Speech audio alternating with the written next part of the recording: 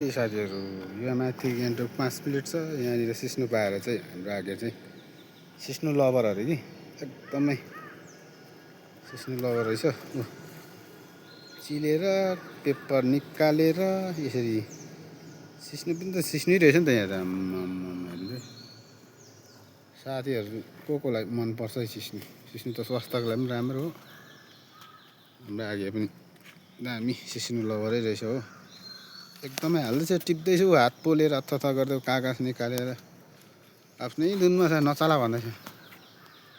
नलैजाउँ न भनेको हुँदैन नि। माथि त 70 80 100सम्म पर्छ अरे बिटाको। अनि यहाँ त फ्रीमा रहेछ।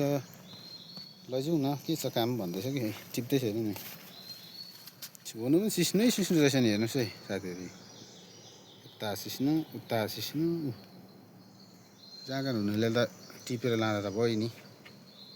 यसो नि सिस्नै सिस्नु। यही सिस्नु चाहिँ माथि बजार पुग्यो भने चाहिँ फेरि सानो महँगो गर्दैन। बिटाको 70 80 100सम्म नै गर्छ नि म बेच्नेले त। यहाँ हेर्नु त यसरी फालाफाल छ। यहीँ माथि 5 मिनट पनि छैन यो बाटो गयो भने। हेर्नुहोस् है हो आनन्दले टिपेर लाँदा भइगयो नि। आफू फ्री हुँदाखेरि टिपेर किन किनिबस्नु यसरी टिपेर खाँदा भइगयो नि।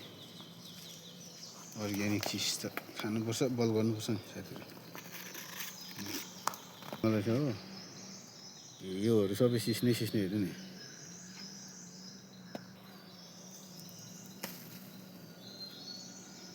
झोला भरियो होला अब त।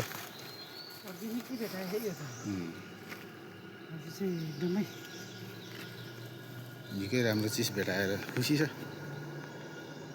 उता अनि कम त महँगो गर्छ माथि।